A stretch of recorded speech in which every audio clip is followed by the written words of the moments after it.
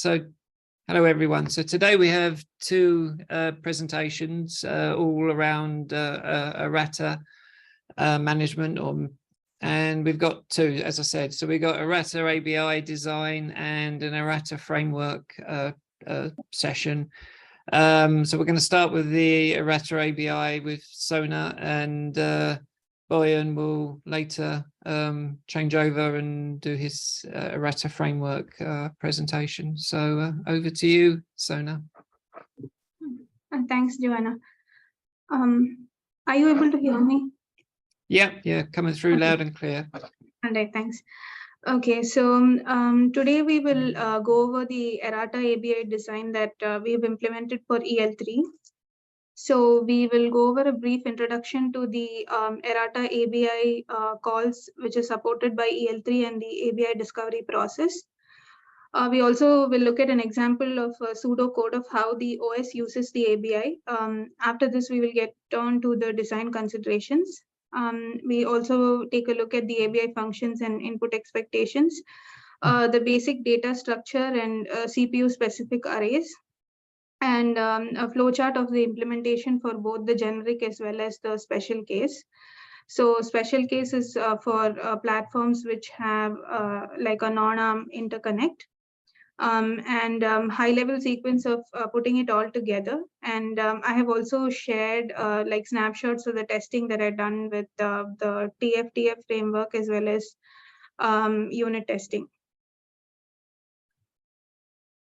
So this is a basic look into the CPU erratum. So basically, it's a CPU erratum is identified by a value, 32-bit value that is provided by CPU vendor, and it's used to identify the erratum on a specific CPU.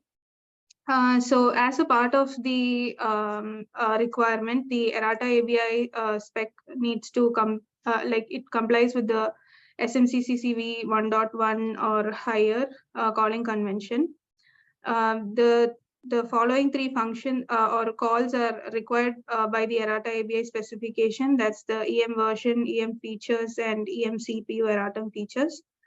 So as a part of this implementation, we have three new function IDs that are being added as a part of the spec. So also as per the Errata ABI spec v1.0, all the three mentioned functions are mandatory, and the callers of these functions are typically the lower ELs, specifically EL1 and EL2.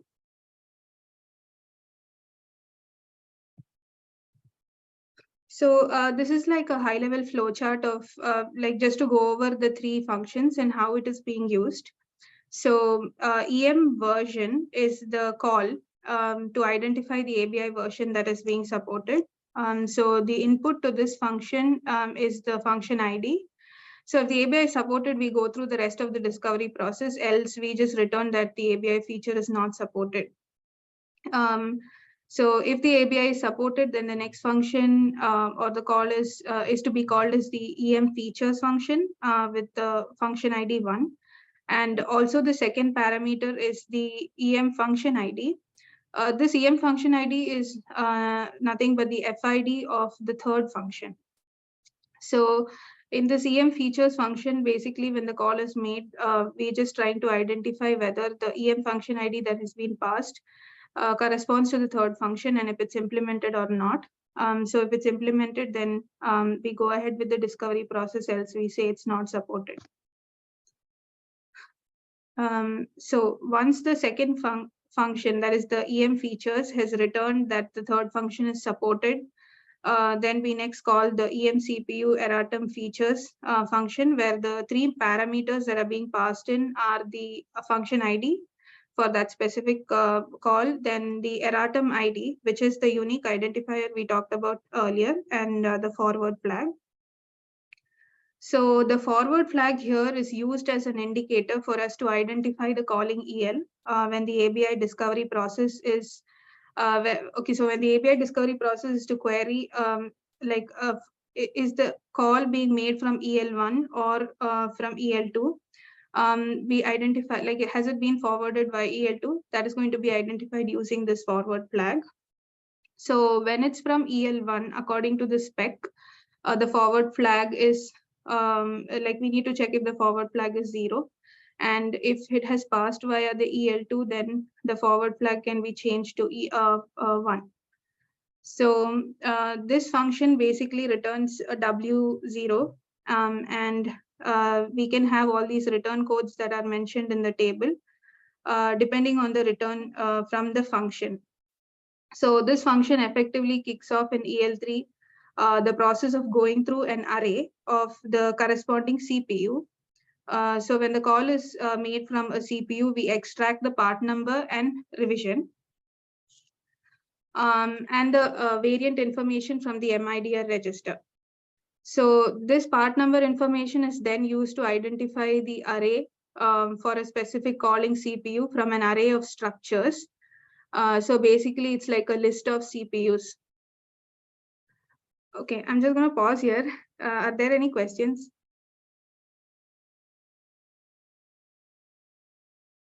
Okay. So now just to go into specifics of the array of structures. So basically the errata IDs are arranged in the array to help find an errata using a binary search approach. So based on the outcome of the search, if the errata ID is supported by EL3, then we return a code of higher EL mitigation. And if it is not found in the search, we return unknown erratum. The other values, I'll like go through the conditions as we go ahead in the slides. So the return values are only valid for like the calling CPU, and the lower EL has to do this for like all the CPUs that are specifically present in a platform. A question? Yeah. Hi. So does the API consider a scenario where the platform has two different CPUs but have the same erratum number? Okay. The so erratum clashes basically. Okay, so the erratum, yeah, so we are going to look for the calling CPU. So we look for the MIDR, like I mentioned. I mean, we look at the MIDR register and we try to extract the part number from the MIDR register. So that is one of the parameters in our array for a specific CPU. And that's how we identify that this is the calling CPU. And then we look for the erratum in that specific array.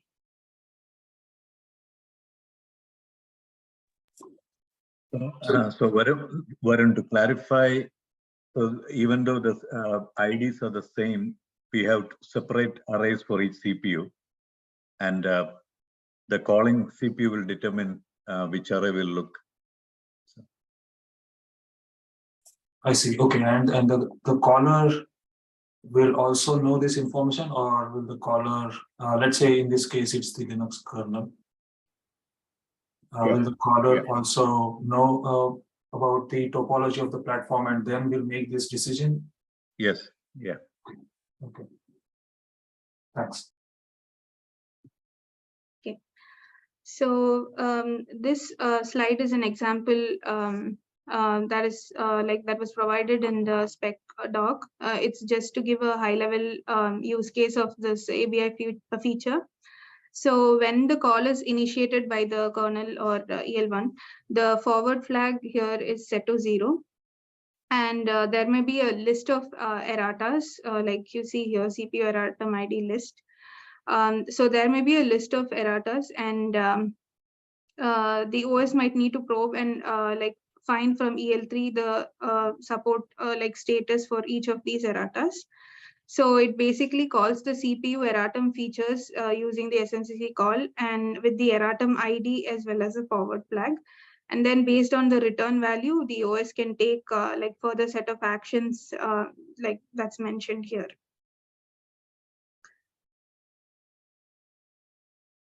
Okay, so now I just want to go through the design considerations like for the Errata ABI support. So to start off with the implementation, we worked with like specific cores and CPU erratas that we have supported at EL3. So that was a brief intro of the discovery process. Now, if we move on to the design consideration, for all the three functions, the inputs are like we receive the inputs through the SMC conduit, and we also need the MIDR input to look up the correct data structures, and also to look for the requested erratum ID, and to return the appropriate status. So in the further slide, I'll just show you how we've like designed or like how we've set up the structures. So we also considered like build and compile time options. So we support multiple CPUs. Basically all the erratas or erratums that have been mitigated at EL3, we support all of them. But then for a given platform, we want to make sure that we only have a few CPU cores associated with it. So based on the platform, we have build flags, which ensures that like in compile time, the data structures only associated with the CPUs for a given platform get included. So at runtime, we only have those associated data structures available in memory. Then there's no dynamic memory allocation here. All the data structures are statically allocated. Also for the search, we considered binary search. So keeping in mind the performance and also trying to limit the number of CPU cycles in searching. And also we try to keep the size of the data structures, like we try to allocate the minimum amount of memory that's required. So here I just want to go through some of the other design considerations. So yeah, so all the CPU data structures are populated statically, and it has all the erratum IDs that are supported by TFA. So a new file was introduced. The link I have provided in a further slide. So with the data structures for multiple CPU cores, and each CPU specific data structure has the build flag, which wraps around to ensure that only the platform required CPUs are included at runtime. Then the initial implementation has not considered like the split errata condition. This is where the errata has been mitigated by multiple ELs, but then based on like the understanding, like we feel like it can be implemented or supported with minimum changes in the future. And so for whenever we return like unknown erratum for EM CPU erratum features, the assumption is that the OS will implement the erratum if applicable, because TFA does not hold all the CAT-B errata info for every CPU, only the ones which are mitigated in EL3. Yeah, so this is just Hi, like Sona. Just a minute. On this split errata that is mitigated in multiple ELs, what does it mean? Does it mean that the errata workaround is split between EL3 and non-secure EL1, EL2, or is it more like split between EL3 and secure world EL2, EL1? What is this? Where is the split lying? I think Vipin should be able to. Yeah. It's actually if the errata mitigation is actually split between different ELs, that's when it is. Yeah, it is called a split errata. But how does the non-secure node, suppose if it's split between non-secure hypervisor and EL3,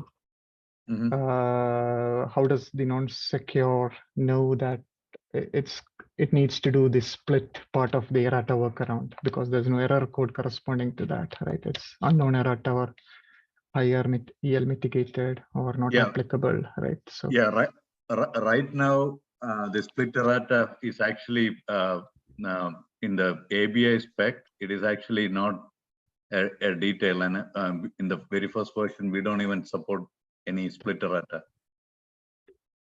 So it's more like an ABI or the errata ABI limitation rather than an implementation limitation. Yeah. Right. Okay. Thanks. Okay. Thanks, Bipin. So here, yeah, just gave an overview of like the three functions and the function IDs. So you can see like in EM features, the function ID, the second parameter is nothing but the function ID of the third function. So basically, we are checking if the third function is implemented or not. And if it's not implemented, then we just return not supported. And in case of the third function, we again have the function ID, the erratum ID, which the OS like wants to OS, or I mean the EL1 or EL2 wants to look for, and the forward flag. Okay, so I'll just go through quickly the high level sequence, and then I'll just move on to the flow chart. So yeah, so like if you're putting all the pieces together, how the ABI should look, this includes the static as well as the runtime steps. So we have all the individual CPU data structures with the erratum populated and available, and this gets compiled and based on the platform flags. So in a typical flow, we hand off the control to the lower ELs, and at some point the OS wants to find a list of erratas, the erratas that are implemented in EL3, and get the right status returned so it can take the appropriate action. So now we can just walk through the, okay, so this is an example of like the data structure. So each CPU basically has like struct TM CPU is an example of all the parameters that are present in or the variables that are present in each CPU specific structure. And EM CPU list is an array of many such structures. So it's like a list of many different CPUs. The max size that I considered here initially was 15. Like I considered this based on like I went through the document for the number of erratas that we have implemented in EL3, and I like considered it to be 15, but that can be changed in future based on the additional erratas that are implemented. So this is how it looks in the implementation. We have the CPU list, and this is just one example that I've added here. So this Cortex A78_H_inc. This is the flag which is like can be disabled or enabled in a platform makefile, and that depends on whether this particular CPU is included in your platform makefile or not. And the CPU part number, that is nothing but the part number for that specific CPU. Which is what is being used to determine whether, like Varun, to answer your question, like whether the erratum is specific to this CPU and whether it's present in the list or not. And then this errata non-arm interconnect, this is like a special condition. It's a flag which indicates whether the platform is using a non-arm interconnect. This was like a additional requirement that was requested by the OS team, and I'll explain it as we go further. So the CPU list basically has n such CPU entries. So A78 is just an example, and like we have n such different entries, basically all the erratas that are supported by EL3. So here I provided a link where you can like look into the file. So now I just want to go through the high level like sequence, and then we can just look at the test data as well. So yeah.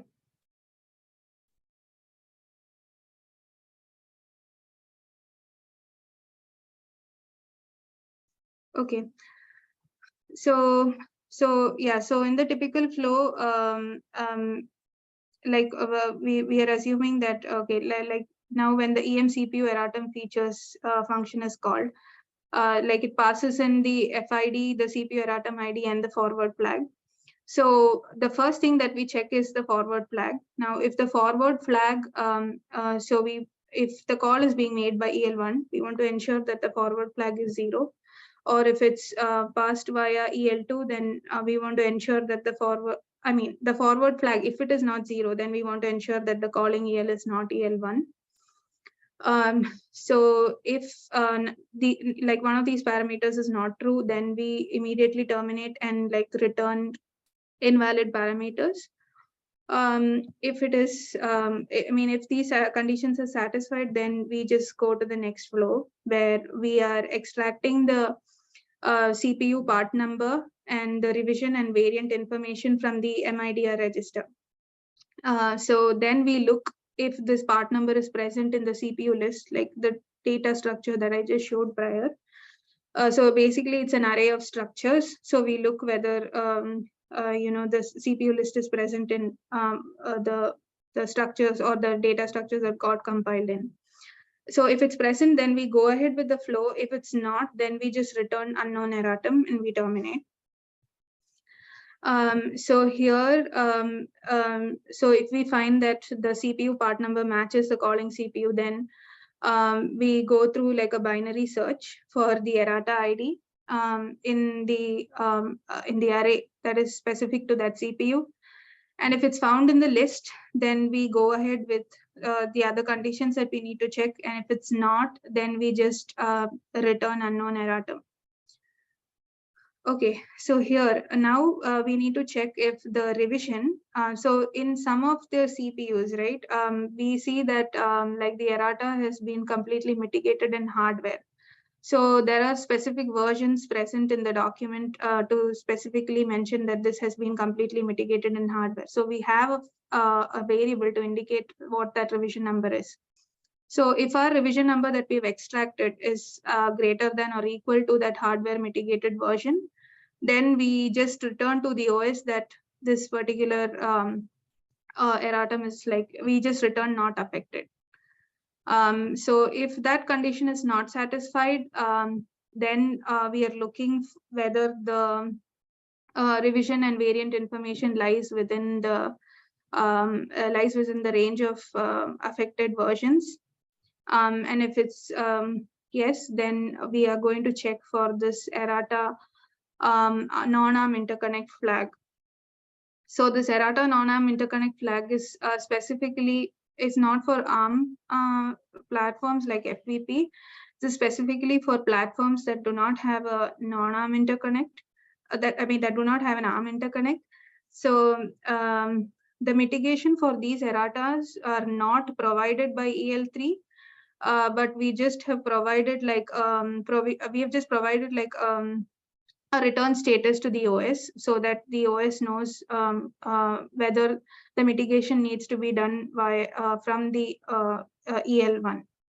So if the non-ARM interconnect flag is set to 1 and like say a specific CPU like Neoverse N1 has like this errata which is active, then we return affected. If this flag is not set to 1, which means like in case of platforms which are using an ARM interconnect, then we just return that it's higher EL mitigation, which means that the erratum has been mitigated at EL3. If none of these conditions are satisfied, then we again return unknown erratum and we like end the search. Okay. So one aspect to clarify. So in a typical ABI process, right, this non-ARM interconnect is actually not present. So this is actually a special case for or an example for a like platform specific flag impacting the whole ABI flow, because this part won't exist in a typical CPU errata. Right. Okay. So you mean a platform would need to define a callback into this flow? How would they define? Suppose there is a platform with a non-ARM interconnect. How can they plug into this flow? Yeah, that's actually what Sona was showing in the flow chart. So in the current implementation, we'll find this particular flag. This is actually a flag, platform specific flag, that actually gets embedded into the like ABI implementation at a specific stage. And then you can actually return like return specific return values. So in this, if I explain it further, this is an example of an errata that needs to be mitigated in EL1. So EL1 doesn't know whether the platform uses an interconnect from ARM or a platform-specific interconnect. So because it's not a CPU-specific thing, right? It's platform-specific. So the information has to be provided by the platform by defining a flag, which actually can be embedded into the ABI implementation, and then return the appropriate a return value to indicate it is an ARM interconnect or not. And then kernel can use this information to decide whether it has to mitigate the specific errata.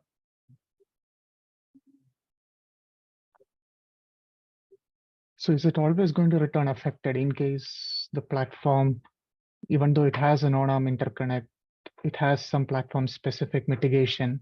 Are we always going to only return affected? Is there possibility for the platform to say this errata is actually mitigated at EL3 and return higher EL mitigation back? No, actually, because the errata ABI actually doesn't encompass the whole thing. So this is more of a workaround to address this platform specific scenario. It might be possible with the Errata framework. Yeah, no, there are different ways you can implement it, but what I'm saying is the ABI spec doesn't actually cover this. So this is an indirect way to plug this platform specific need, an example for that.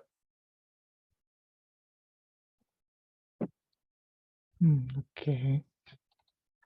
Okay, maybe I'll take a look at the code. Yeah. Yeah, I have provided like a snippet here. So this is like one of the examples. So like during build time, if we have this errata non-ARM interconnect flag set to 1, then like these are some of the affected erratas. So the platform can specify whether these erratas are affected or I mean are like this platform is affected by these erratas or not. So we provided like flags which can actually be like it can enable or disable.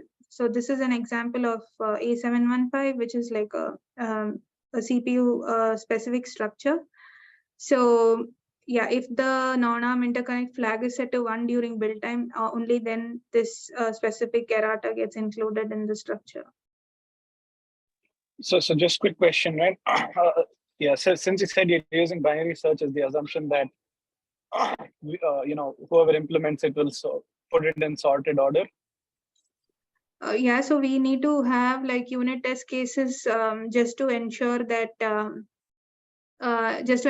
we have arranged all the errata IDs in the ascending order. There was like a snippet of code that was added to check whether the list is in the ascending order, but I think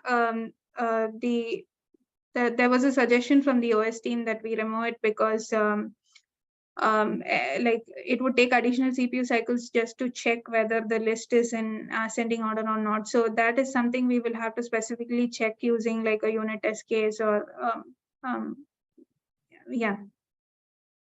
Yeah, makes sense. Thanks. Okay. And then I think, yeah, this is pretty much just an example of how, so this is the CPU list again, like you can see, and this is like a platform makefile. So this is FVP. So like during build, like if this particular flag is included, then there's this list of CPUs. So I've just added like additional flags here to make sure that when these specific CPUs are included, also those corresponding CPUs get included in this data list as well. Yeah, and then this was, sorry. Sorry, Sonu. One question is, we have these revision numbers listed for each errata in a new file, and we have the original errata workaround framework, which also does a similar filtering of whether the errata is applicable to the CPU or not as part of the reset initialization. Is there some is there some sanity check or some way to ensure that, you know, these numbers are not different, or somebody makes a mistake in the Errata framework, but you know, if it mismatches between here and there, is there some sanity check or some tie-in over there? I don't have it currently embedded in this file, but maybe that's something that we need to look into. Yeah, actually, there was a discussion with Boyan's new framework that actually these are some aspects that could be like integrated between the two, so there is no inconsistency. Right. So is the plan to have some matching somehow at Yeah, I compile think time? there is.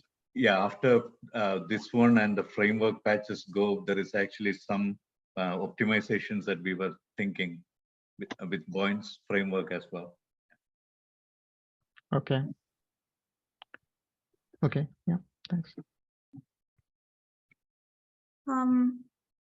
Yeah, so this is like I just included a list of the erratas that are affecting like the platforms with non-ARM interconnect. These are the ones we've implemented right now. There were, I think, two more which we don't support as of now. And then I just included like snapshots of what I did with unit testing and like TFTF. So in case of TFTF, I specifically ran like the models for each of the CPUs, and here I'm looking at, like, I tested 3 erratas and then for each CPU, and then like we see the return values from each of the functions, like 3 functions. And then the unit testing is just basically looking at the binary search function just to look at the return values. So in case of the unit testing, I also ran through like a list of valid revision and variant values, and also like revision and variant values that are outside the range. Like, but that's something I think we should include as part of the code, like so we mentioned. So yeah, so like if there are any questions. So just thinking ahead, is there any restriction that Errata ABI is only available to non-secure world? Is it available to secure and realm worlds as well? Is there any restriction in the specification that this is only for non-secure?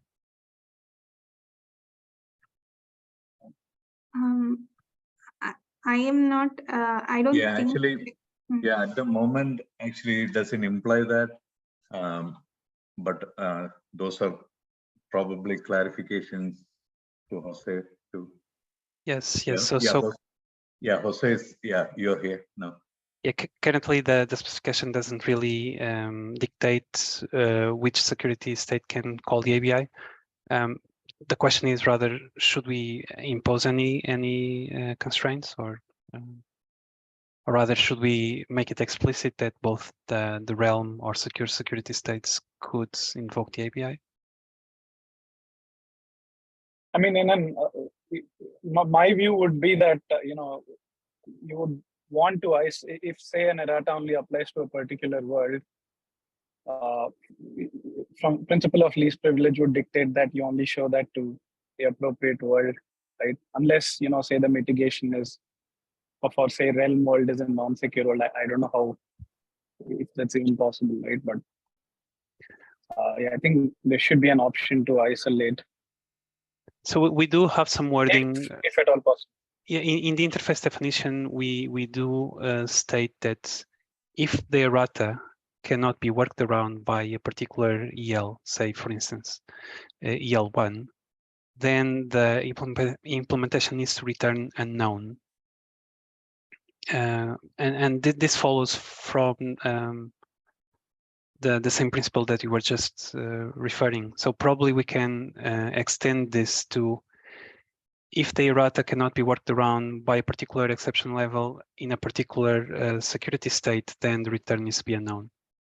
And this would probably satisfy your requirement. I don't think it's quite a requirement. I'm just saying, just general principles would sort of disclose that, right? If you don't need to know about it, don't do it. So, but I don't know that, I don't know what the implications of that would be, right? It might depend on the nature of the errata. So, something that you probably should think about.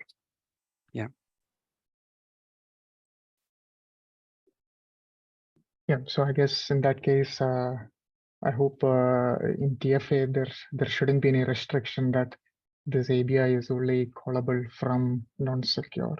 I guess the SMC should be made available to all the 3 worlds.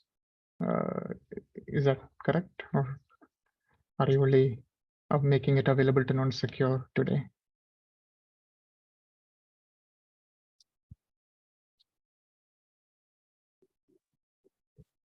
I mean, if we are in doubt, we should probably make it an option, right? A platform chooses whether it can be exposed to all worlds or put restrictions on which world can do it, right?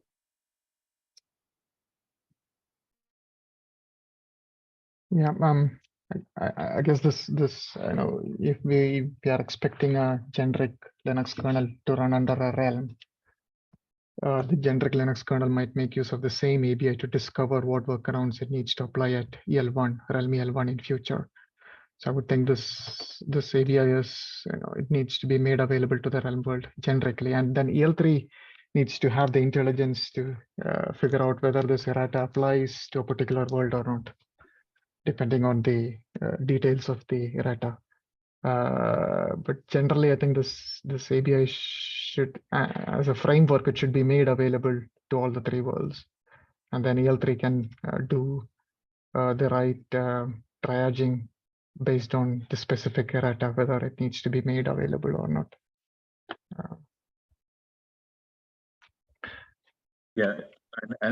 In that case, there is also more details equivalent to the forward flag if we have mitigations at, say, realm world, for example, equivalent to what we have for hypervisor now, which is a forward flag.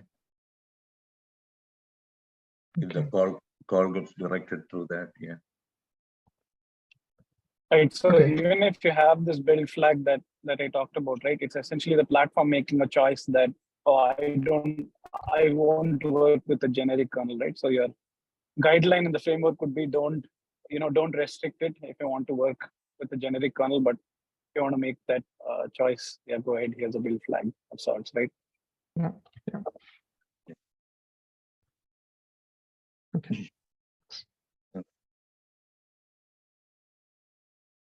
Hey, Varun here. So a couple of questions. Is it possible for one CPU to query the status of an erratum for another CPU? Not in the current spec or implementation. Okay. Yeah, I think that would be very useful for systems where there are multiple CPUs, multiple architecture CPUs, and let's say one CPU would like to check the status of an erratum before powering up that CPU. If it does not, then it can skip. So in that scenario, something like this would definitely help. Another question is it possible to dynamically enable or disable a workaround without having to compile the binary again? So the use case is same platform has we have same platforms. One platform has R0P1 of the CPU, another has R0P1, R0P1, R0P2. And so without having to recompile, I would just like to enable or disable the erratum.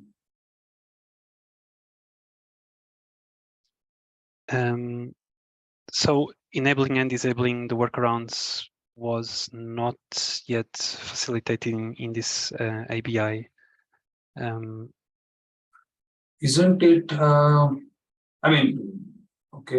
Shouldn't it be a function of the implementation instead of having to define that in the API? Implementation can choose to, let's say, use a device tree flag. Sure. Yes. So the ABI or the spec shouldn't have to say anything. Oh yeah, so if it's something out of scope for the spec, if you can do it via some boot time initialization, via some data structures such as the DTP, then that's entirely fine. Yes.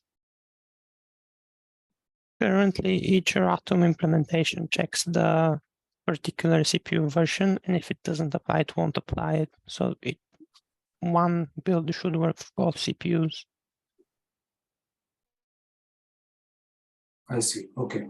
Yeah, I think the process we follow should be, yeah, supporting regardless of the version. So if there is a different version, yeah, automatically the MIDR will reflect that, and your search will accordingly be, yeah, adjusted.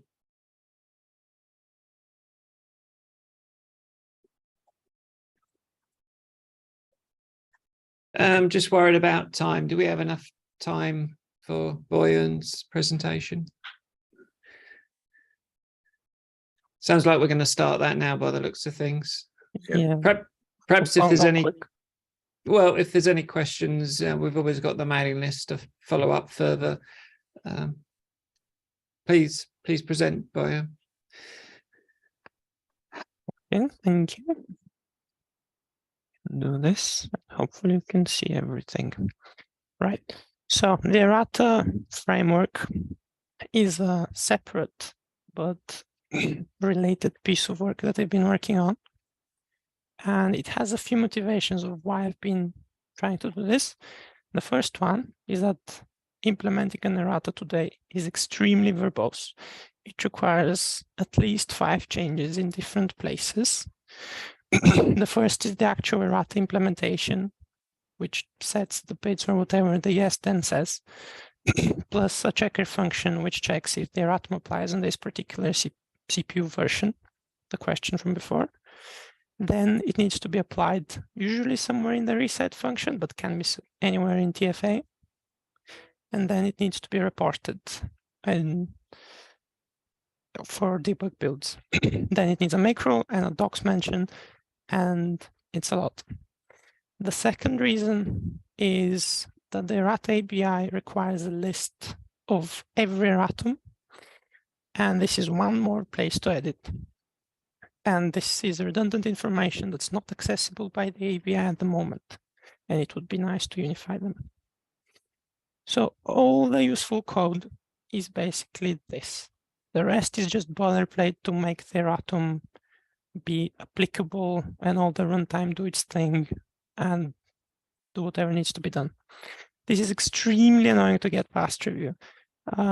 Very frequently, you just miss some revision or a register is wrong and it gets questions.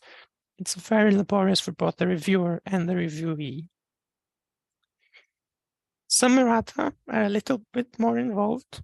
For example, they have a longer workaround sequence or a more involved revision check or aren't applied at reset.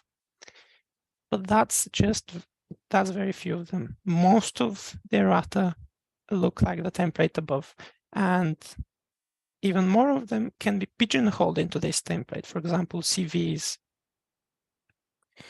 So my proposal is to change the errata implementation for ARX64 into something that looks like this. It's a little wrapper with a macro to help set the bit that's usually required to be set. And again, template checker function that you just specify what revision needs to be checked. This gets read from the comment, so all the information is available in these 5 lines, plus the macro and the docs mention that are usually required. This has some corner cases, for example, whether it's a reset or runtime erratum, but it covers most cases, and it has a runtime. The runtime has a little structure for each erratum. It has these fields, and it's used by a generic CPU reset function to go through every erratum and apply it.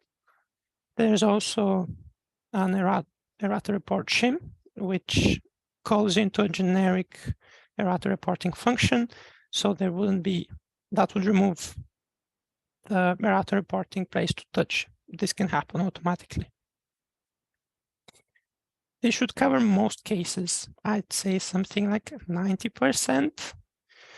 If the erratum is particularly nasty, each macro can be unraveled to the previous method of implementing errata, and it can be done as involved as it requires, but only a single registration to the framework would be required. To help implement all of this, we need to follow the procedure call standard, because some of the functions in the CPU file need to be called from generic C code.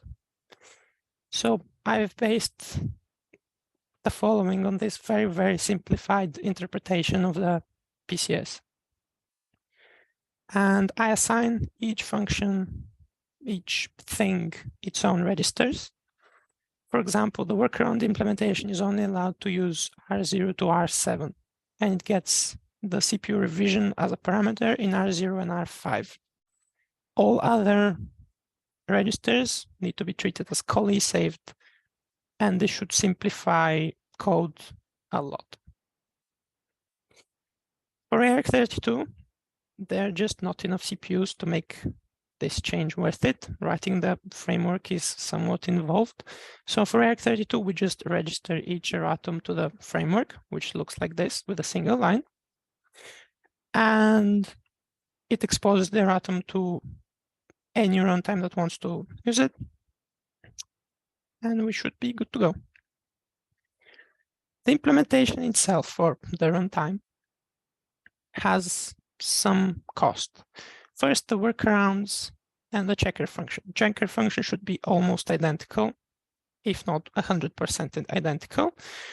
The workaround function should be almost identical. The only difference would be that I've removed an ISB and it's been moved to the wrapper functions. That should be a slight optimization. There's an extra move and an assert, but we'll get over to these. Yes, sir. So Boyan, just to confirm, the workarounds are still being applied as part of the reset handler, right? Yes, no behavior changes, just the way things are done changes. Okay, yeah, thanks. So if an erratum currently happens in the reset function, it will still happen in reset function. If it happens somewhere in PCI, in the PSCI library, it will happen in the same place in this PSCI library. Okay. Another cost is the list of errata, the data structure in memory. It's 24 bytes each, and per erratum, there is significant overlap with the Errata ABI. I've tried to reuse as much as possible, and I've included a filter to help a later migration. It might increase by a few bytes, depending on the Errata ABI's needs, but it should be around this size.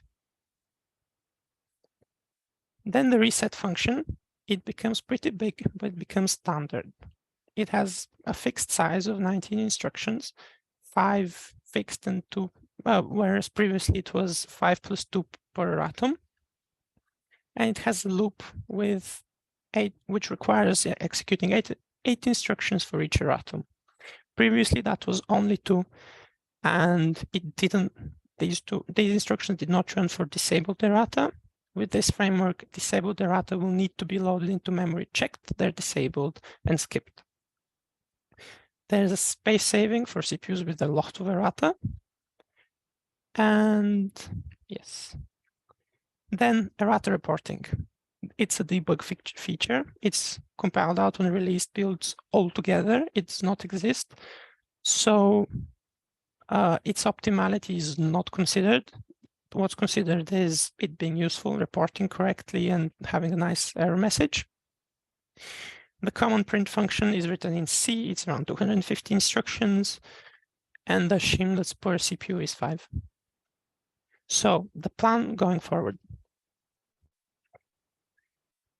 First, migrating TFA to this framework. The old style of errata and the new style, what I'm proposing, are interoperable. So if a platform includes a CPU that's been ported over and a CPU that hasn't been ported over, all errata should be applied correctly, and nothing should stop working. However, the old way is inaccessible to the framework as expected. Then there is a little process on how to do it. First, we migrate every ARC CPU, ARC64 CPU. This is done with 3 patches. I'll go over them in a minute. Then for each ARC32 CPU, there's just a single patch to fill in the missing data to register it to the framework.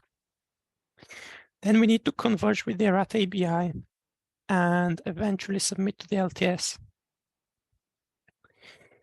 A significant problem of this migration is correctness. For ARC64, I've done several things. First is split a single CPU's migration into 3 patches. The first patch only reorders Errata. This is to enforce the requirement that reporting and the Errata ABI can binary search through the list. Then the second patch removes the boilerplate of each erratum and actually converts it to the framework. The important thing is that the actual workaround, so the instruction sequence that is specified in the S10 is not changed. The git blame is preserved. This should help with reviews a lot, I hope. The final patch would be moving mitigation sequence to use the bit setting helpers. They should improve readability and consistency, but if reviewers find it too difficult to verify, it is optional. But moving forward, it would be nice for new Errata to use those. Then I've written a script to verify that the binary result of before and after the change is identical within some tolerances. For example, the missing ISB is skipped, and a manual debugger run to verify that each erratum is actually called where it should be is performed.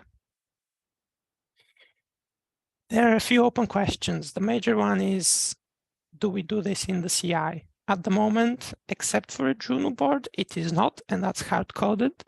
There's no elegant solution to do it for generic build for generic CPU for the FVP, and hard coding things isn't particularly nice. And we could add asserts, but I don't know where. Currently, there's a single assert in one of the helper macros. It just reads the bit back and asserts that it's been set. It's not much, but it's something. And ARC32 avoids correctness pretty much entirely, since there's no refactoring, there's just registering to the framework. The question of downstream errata, basically, please submit them upstream. We will help you merge them, and if required, migrate them for each to do the work to migrate them.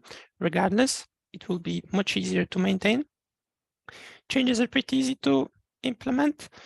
An erratum is usually very small things, so it shouldn't be too time consuming. And platform errata or errata that are not CPU specific are unaffected and again inaccessible to the framework, and as an extension probably the ABI. There are workarounds possible. We could find a way to register them, but that's outside the scope at the moment. The LTS releases, I believe it will be requested that these patches be submitted. Luckily, the CPU files for the LTS are identical to the master branch, so no, if any changes should be required, unless there's a slight difference, but then it should be very easy to migrate. Finally, how we plan to converge this with the Errata ABI. First, we are planning to keep them completely separate. We will work in parallel until both are done. The Errata ABI has been given priority, after which the framework will be merged. They will coexist independently and aware of each other. After some time, each CPU will be converted, both ARC64 and ARC32 CPU, at which point they will be able to be merged. That means all the big hard-coded structures necessary for the Errata ABI will be removed, and a bunch of errata reporting and shims that have been left over to make things interoperable can be removed, and both can work together. All the patches, about 10 of them, are on external review, ready for anyone to look for them. They are, I think, pretty much ready to be merged. The CI passed on them. I will rebase them and do it again, but it should still pass. And that's about it. I can answer any questions.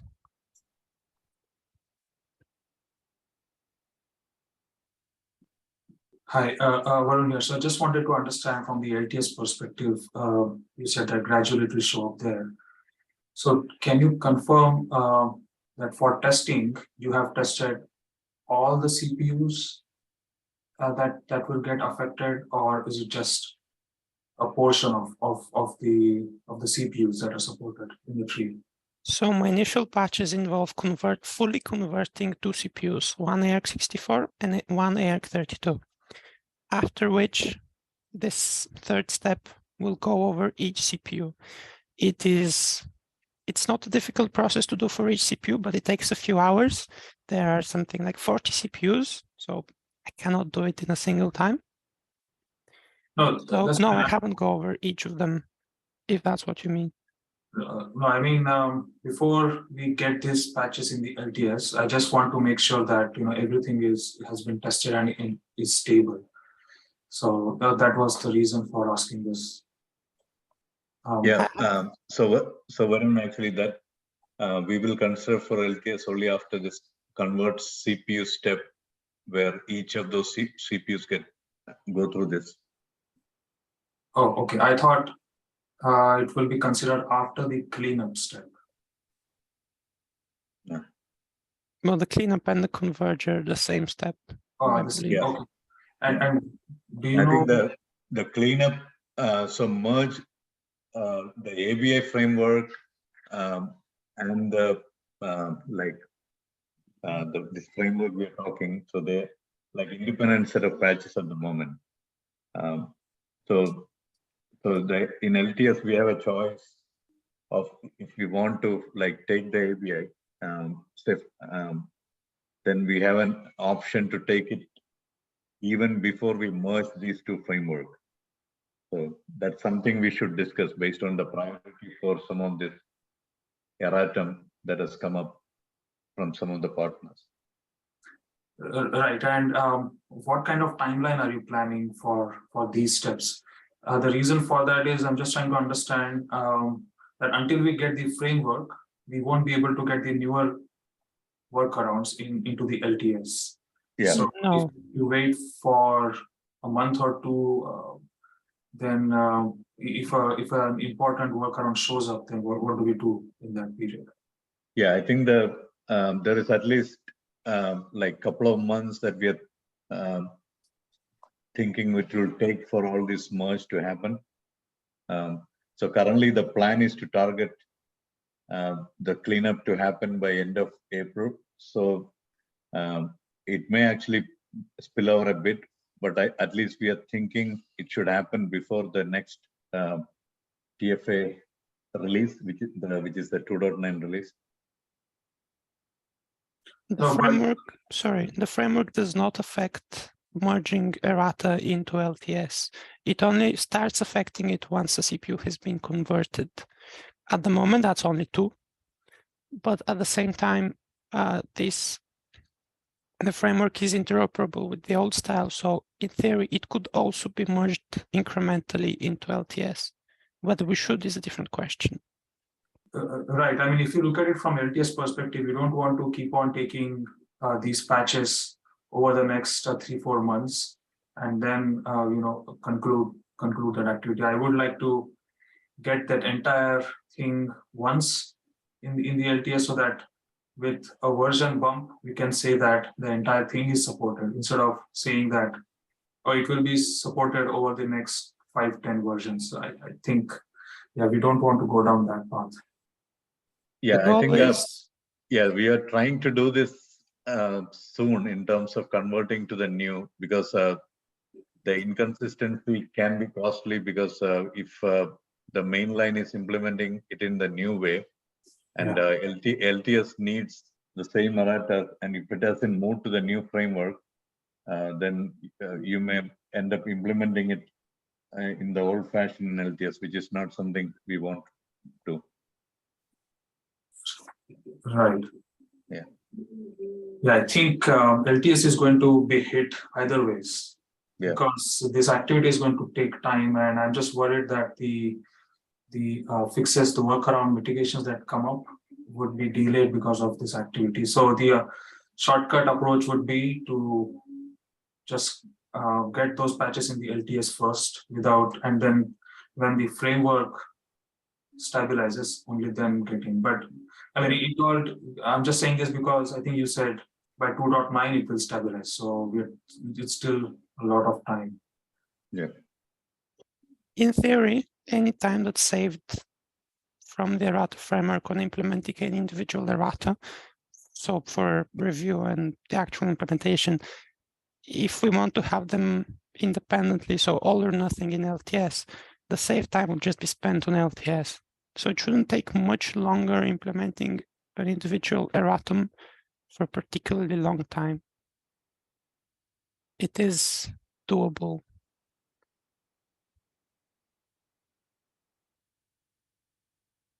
Yeah, both this ABI and this patch tag, yeah, we need more reviewers. So yeah, I request like help in reviewing both are your set of changes. So that would help us. Yeah. What I suggest is, although the patches will be in the material that I will publish on the trustedfirmware.org site, you might want to remind people what these patches are on the mailing list, both as a follow-up independently to what I do on the publishing the material and the recording. All right. We can do that.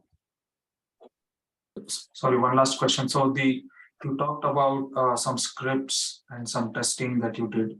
Is that part of the CI already, or is that just a one-time verification activity? No, that is a one-time verification. As I said, the CI is an open question. At the moment, no errata are tested anywhere in the CI at all, at any point in time. We just trust that whoever implemented it did it right, and that review caught any errors, which I refer you to even before. It's very difficult to review. So I'm open to suggestions. Yeah, this framework introduced the assert for reading back any specific bit that is set or reset to be having the correct value on the read back. So yeah, how we integrate that into the CI. So that's something. But eventually you will also have TFA tests to using this ABI and using the framework. So those tests will be part of the CI anyways, right? Yes, but they will not cover all errata. They will not cover all errata. They will only cover some errata that tests have been written for. There is no way to compile TFA with all possible errata and see if anything blows up. But then how, okay, I mean, I keep coming back to the testing question, then how did you test all of this? Again, 3 steps, and it should be fairly clear from the diff whether anything is different than the manual debugger run. So step 2 only changes control flow. It doesn't change the actual errata. So the debugger run can verify that the control flow is unaltered. Then I have a script which runs once. I have included in the commit message of patch, I believe it's 3, that checks that the actual output is the same. So the sequence that applies the erratum is identical. So by patch 2, after patch 2, if we know that the control flow is the same, which with the debugger run and the unchanged mitigation, we should be able to confirm. And with a check for the binary result, I would have very strong confidence that nothing has been changed. Yeah, I think testing on the TF-TF side should also be considered. Since we are introducing this ABI, I think Akash is not here, but even he had raised these concerns in one of our LTS meetings. That we need some way to test it from TF-TF also. I mean, boot time checks just from TFA are fine, but we need a way to test it from TF-TF also. This is a tricky problem because before we've converged with the Errata API, there is no way to test it with the Errata API. And it's a problem that's existed even before my patches. And I have no concrete solution.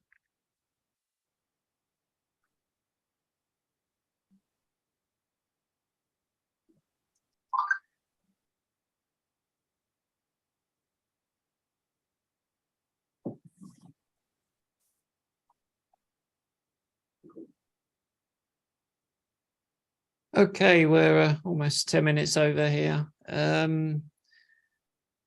What I suggest is when you publish the patches, maybe if there's any further discussion you want to have it on the mailing list. That might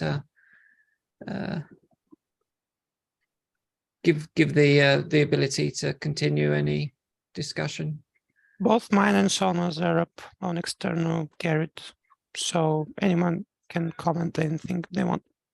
Yeah, can comment in Gerrit, but if you want to do it on the mailing list, if we post the patches are available there, that's another mechanism that can be used.